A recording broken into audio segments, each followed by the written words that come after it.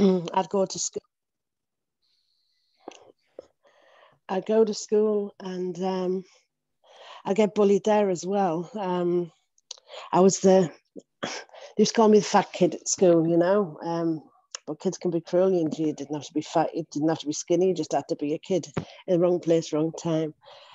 So my first thing that I tried to fill my soul with was food. So that was my first addiction. I used to eat myself to comfort. Um, and while I was at school, as I say, I used to get bullied. Came back from school and the kids around that where I was living, the bad kids I'd like to call them, they would go out gas sniffing, pepper sniffing, glue sniffing, wherever. And I used to go out with them. And I was just a people pleaser. I just wanted to fit in because, you know, I always felt less than and never part of. And, you know, these lads, I was one of them. I was one of them because, you know, I was getting off my head, and that's what I needed to do, was get out of my head, because in my head, I didn't want to be, you know, because there was nothing but pain and hurt. And my mum and dad, they weren't religious, or I never thought they were religious. You'll find out a bit later that, you know, they were. But yeah, so I'm running around being a fool and covering up my pain. So my mum's found out, and then she took me back to school. But you know, I had my little trick up my sleeve, literally. You know, I had petrol on my sleeve that I could go into the class and just get out of my head while I was at school, and like just try and take myself away from that as well. And then I took on an older girl took me under her wing. Her bright idea was to run away from home. That'll take you away from the good times at school. You won't have to go to school. You won't have to get beat by your mum. So, you know, I ran, and I ran away from home. While I was running away from home, I found alcohol. This girl used to drink loads. I found that I'd had a drink, and that gave me the confidence that I needed to do what I needed to do. This girl used to steal from the pit heaps. I don't know if anyone remember when you used to go and get coal off the pit heaps. If you were lucky, you used to get away with it. And it used to pay for your alcohol or your cigarettes that you needed. Well, I was the one that they got me to walk around the back, and I had to talk to these security guards, or what I thought I'd have to talk.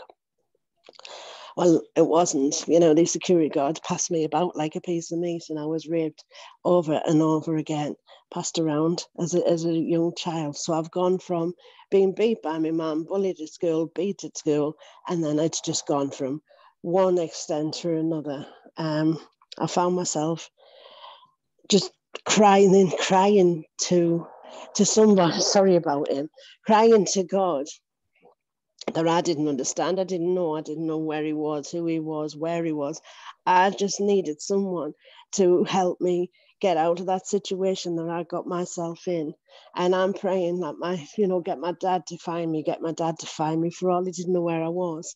Somehow my dad found me. You know, he come and he found me. He was going, you know, you're going home and you know you're going to get a good hiding. And I'm thinking, well, you just take me back there, because it's nothing that I haven't already had, if not worse.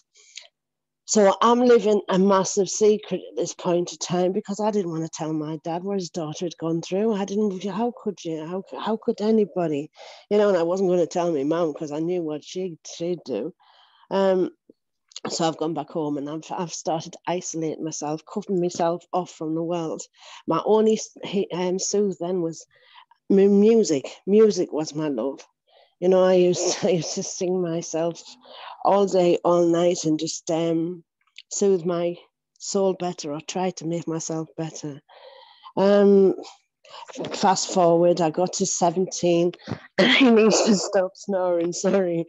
I got to 17, and I found a boyfriend. I had nothing about myself, no respect, no nothing. So yeah, I ended up pregnant at 17. But I found this as a blessing.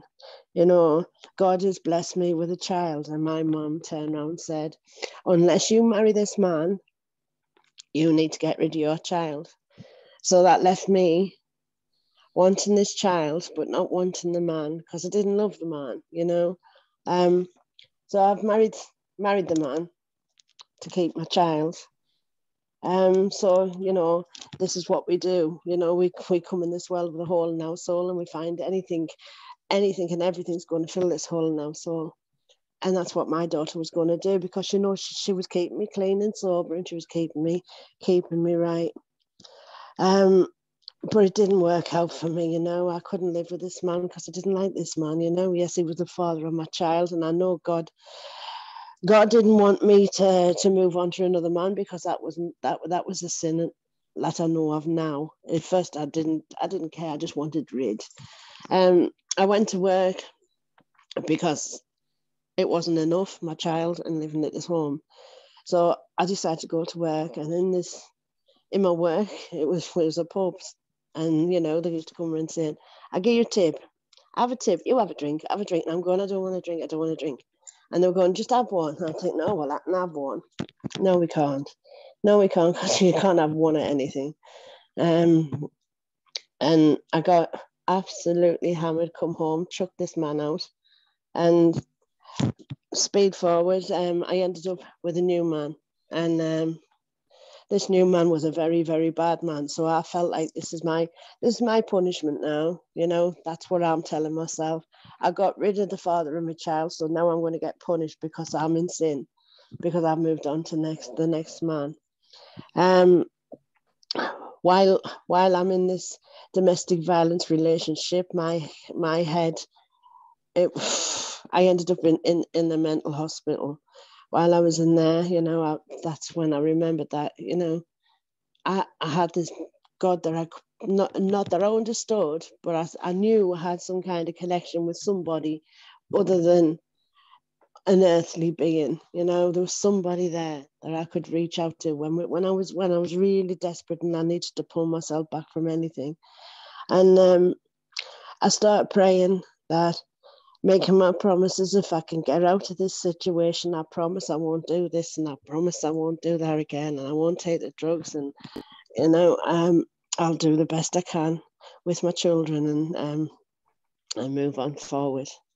So I got out of hospital, and my mum struck poorly. She was dying.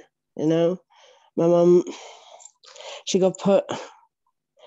Well, I was looking after her. I was having to look after her, and her lungs gave up. She just couldn't breathe on me. I had to phone the ambulance. They put her on a life support machine, and it was this time when I found out that God could do for me what I couldn't do for myself. My God is gonna. This is when God started working for Jadey, because I came home and I was talking to him, and this is when I had a full blown conversation with somebody I didn't know who you were, where you come from, what for, but I knew I needed to reach out to God, and I didn't know how to pray, didn't have a clue how to pray, so I thought, right, I'll write a letter. Still got that letter to this day, and I'm writing a letter to my God, and I'm asking him, please do for me what I cannot do for myself, because I cannot turn that switch off on my mum. That was my mum. For all I didn't like her, or I felt I didn't like her, I couldn't do it. And the day after, I got a phone call from the hospital, and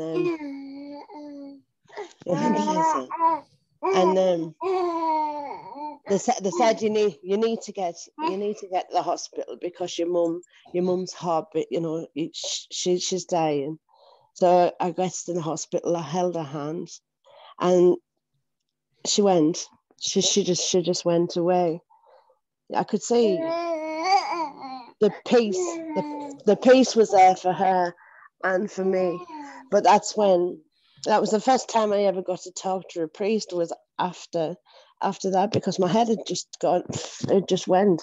And I can remember this priest coming to the house, and the last thing he said was, because I asked, I said, will I see my mum again? And he went, you'll see your mum again in your dreams.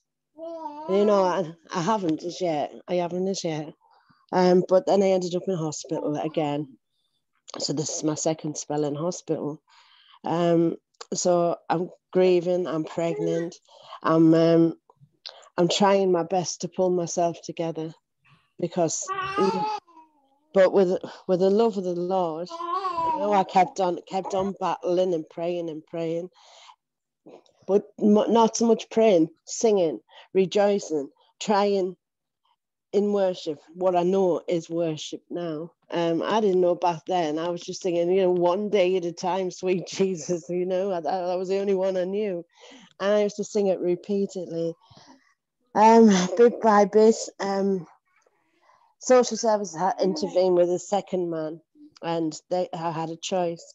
You've got 15 minutes to get out of this marriage, or you lose your children. Well, that was no choice to me. I packed. In fact, I had a memory book. That's all I wanted, because items can be replaced. My children couldn't.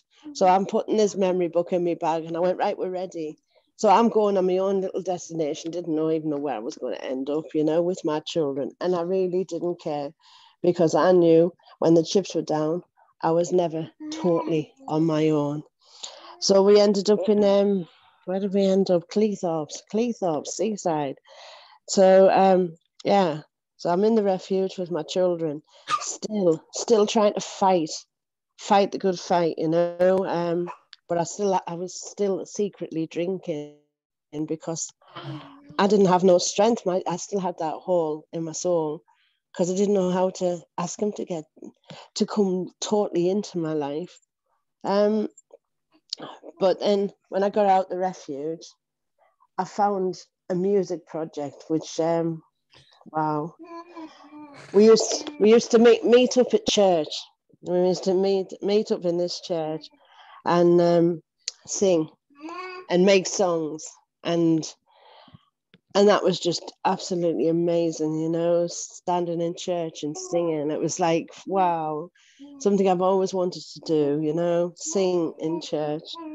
And I can remember my dad, he took bad, and my daughter at this point in time, she turned to prostitution, and my life was just, it was unreal. I'm thinking, how could I live with knowing, waiting for a knock on the door to tell me that my daughter's dead or someone's murdered her or something. So I sang my way through that pain, because I was sober at this time. I was going to church and I was singing my way through recovery, and I was singing to the Lord. I was writing songs, which I wrote a fair few, and one was A Brand New Start, I called it, and then I called one, it was called Rachel.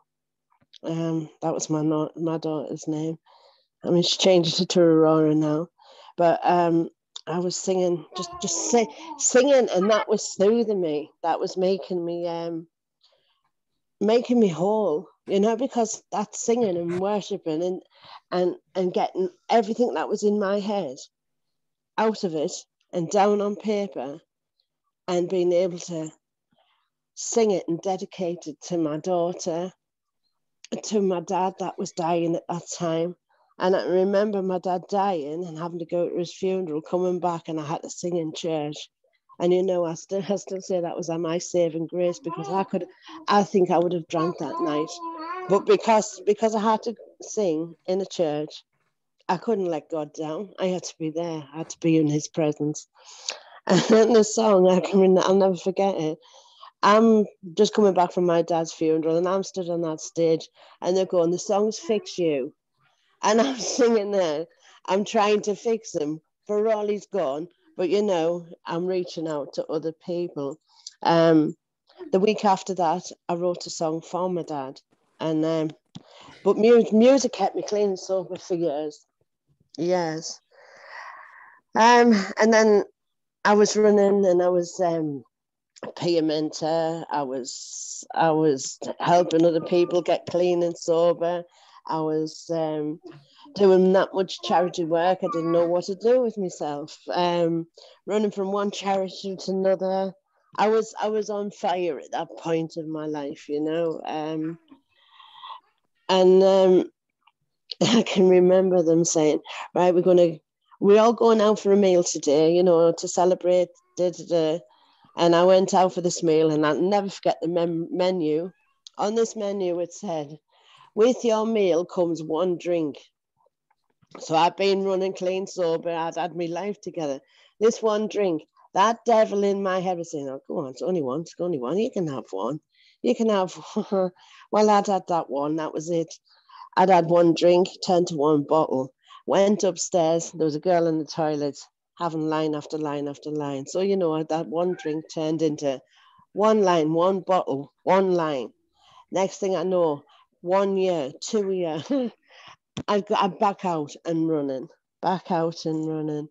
And then this is the way my life went for more or less 40 years. In, out, looking at God, shouting at God, screaming at God, throwing his Bible around the house, thinking, I can't do this no more. Why are you doing this to me? Little did I know I was doing this to myself. And then I found C8. No, I was put into a refuge. Because this man, he beat me to inch my life. But I was taking my Bible everywhere with me. My Bible was everything. I couldn't read the bloody thing, but it was me comfort. Other kids would take teddies around with them. Jadey had a Bible, and that was my comfort. I used to open the page, and there was a page of Jesus in there. And this man, he beat me, and I couldn't take it no more. The pain was it was me. And I dropped to my knees, and I picked this. I'll never forget. Dropped to my knees, and I picked this Bible up, and I just started praying out loud. The first time I ever prayed out loud in public. And this man looked at me, but he wasn't looking at me. He was looking past me. And I'm praying out loud, and I know Jesus was there. He's got, because this man just backed off. He couldn't come near me. Because as I'm on my knees and I'm praying out, and to my God, to Jesus Christ, this man just looked, and he looked at me as if he was going to come for me, but he couldn't. It was like I had this protection. This protection was around me. He backed off, and I was able to get to the safety where I needed to be, which was stop smoking nurse. I got to the stop smoking nurse. She was only a Christian. She's grabbing hold of my hand. She's saying, are you safe? And I'm going, we're trying to say, yeah, because I didn't want anybody to know, because I was feeling so embarrassed. But when she grabbed hold of my hands and she started praying to Jesus, well, that's it. The makeup come off, and then she could see all my black eyes, and she could see the state I was in. This Christian woman, she pressed the button, and she got me into the refuge. She got me to safety. And it works out that this Christian woman, she's back in my life. This is God. This is definitely Jesus. He's such an amazing part of my life now, and he just shows up all the time. And not, he doesn't move in and have a cup of tea or out like that, but I know he's walking with me. And I mean, I still didn't know the Bible. I still didn't know all the stories and where have you. But, I knew he was there and he was walking with me. And I started going to church. And I remember going in this church, St. Peter's Church it was. And I walked in and I just felt this massive, couldn't stop crying. Could not stop crying. And I'm thinking, wow, I need to control myself in it, but I couldn't. I was crying louder than the choir. One of the choir members come over. She went, are you all right? I went, yeah, I just don't know why I'm crying. And I couldn't stop it. And the next thing I know, I was singing and I'm trying to control myself. And I wasn't very well at that time. They diagnosed me with personality disorder and bipolar. So I looked around and I felt someone holding my hand, and I looked to my left, and there was this nun sat there, and I'm thinking, she really there? Is she really there? So I'm going out. When I'm going out of the church, I pulled the vicar, and I'm going to the vicar. I went, was there a nun sat next to me? or I'm not poorly again. She went, no, sweetheart, that's Sister Francesca. I'm thinking, oh, wow. Thank the Lord, because I thought that was really fooling. But, that church, it was just, it turned my, they knocked me out, though, I went back off and running because of that church. I went there at Christmas and I was singing me carols, and they were going, would you have a mulled wine and a mince pie? Well, I didn't know mulled wine. I'd never had that before. So I thought, oh, wait, I should have known with a wine in the title. So Jade's come out the refuge and she's gone to church. I'd gone back in that refuge. I was bollocksed. And they were going, are you sure you've been to church? I went, oh, yeah. At the right time. I've been singing and I'm rejoicing and nobody believed I'd been to church. And this is all I've had is that mulled wine or where have you. And then when no, the wonder, how many of them did you have? I said, it was very nice. I had loads of it. And I was absolutely bollocks. But yeah, it's been a struggle all my life, And then once I finally kind of got into this God, going to church every Sunday and wanting to become that Christian, because I knew Jesus was my answer. I knew he was the only one that I could really turn to when I needed someone, to the point where I managed to get totally clean and serene at one point. And I was going to church, and it was an Easter Sunday. And on this Easter, I mean, I didn't know Jesus was crucified and blah, blah, blah. I mean, I knew he was crucified, but I didn't know when and what for and what date and what all these holidays meant. But I got out of bed one morning, and I used to get out of bed and I used to drop to my knees and I used to just pray to him, like thank him for waking me up on a morning. And I dropped to my knees and I felt this pain all the way through my body. I felt it and I was just crying to God, crying to Jesus. I'm saying, I don't know what it is to just today, if today I could feel every pain in my body, everything. It was like, I can feel your pain, Lord. I can feel your pain. And I went to church and it was on the Sunday. And this is when I find out this was the day that Jesus was crucified. And it was like I could feel him. The day after that, I got woke up. There wasn't a voice. I don't know. It wasn't a push. It wasn't a shove. It wasn't a ghost. It was. I just woke up and I knew that I got told the answer's in James. The answer's in James. So I'm running around the house. I'm saying the answer's in James. The answer's in James. Then I get a phone call. My friend James, he rang me. I look everywhere I looked was just James. And you know what? I never ever thought anything of it until I came into the Faith Walks and started reading the Bible. And you know what? There's a lot of answers in James, a lot of it. And I wanted to give my life to God, but I had to get moved around a lot. But once I found my home where I'm at now, for 7 years, I've been going to church every day. No, it's 2 times a week I go, but I walk the dog around there, so yeah, I do go every day. But I go and get my Holy Communion every week, and I knew that I needed to. The only man and person I trust with all my heart and soul, and that is there for me when my chips are down, and that will truly turn my life around, is Jesus Christ. And I asked to be baptized, and it took a while. But you know what done it for me was when I came into CA, and this is when CA taught me what prayers to pray and what order to pray in and how to do it, because that's what I was always short of. I could sing all day to God. I could sing my little head off, but having that structure and what prayers to pray and what have you, and that's what I'm grateful to CA for, for showing me the structure, a structured day with my God and my understanding, which is Jesus Christ, and He's my Lord and my Savior. And I love him till the end, but there's going to be no end now because I finally got my baptism, and that was Sunday.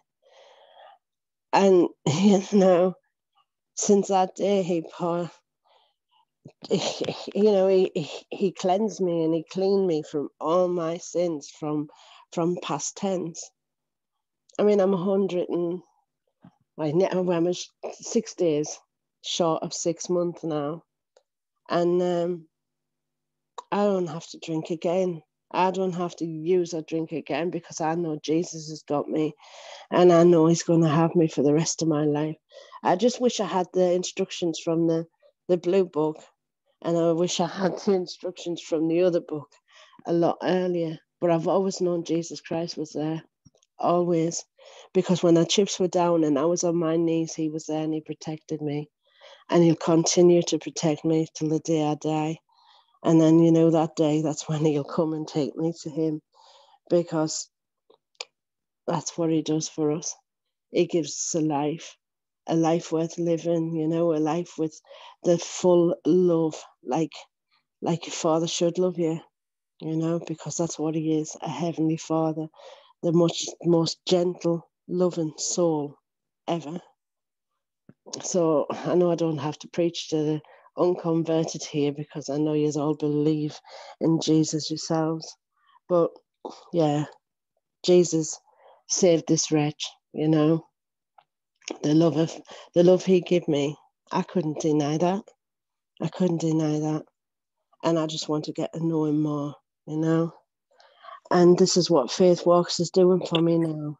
He's he's moving me closer to Jesus.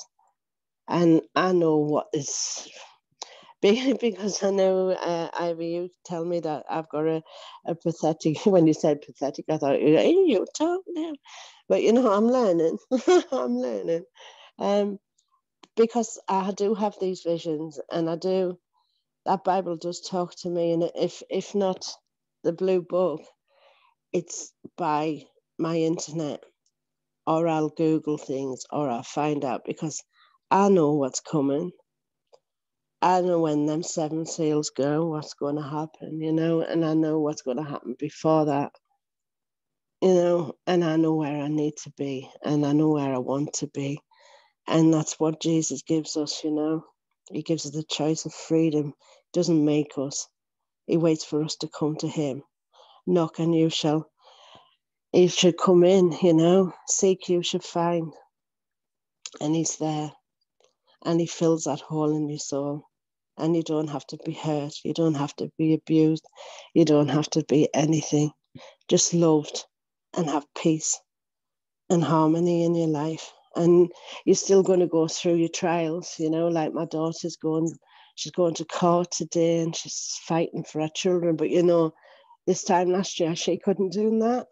She couldn't have done that. She had no strength, because them drugs took over her. Because that's what the devil does.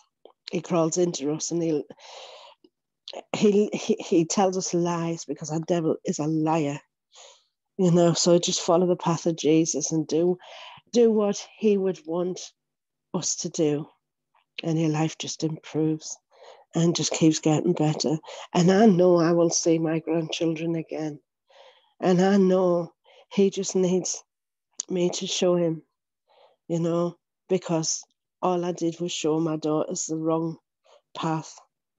And I repented. I turned to God. She's repented. She's turned to God. And now we just need to trust in God. And when it's God's time, she'll get her children back, and I'll get my grandchildren back. Because that's what God does for us, like Job. And I always kept saying to my daughter, just remember Job. Just remember Job. And she did. And God took away everything. And now I believe she's going to get it all back and more. I'll leave it there. Thank you for letting me talk. And Jesus Christ is the man to follow. Thank you, Ivan. Oh, wow. I think we just need to all just unpraise Thank you, give God the Jadey. glory, man. Bless We you, my thank you, love. Lord. We just lift you up, Lord. We just praise you. We thank you for that testimony. Thank you for Absolutely. being, Lord. So Thank you for allowing wonderful. her to share. Thank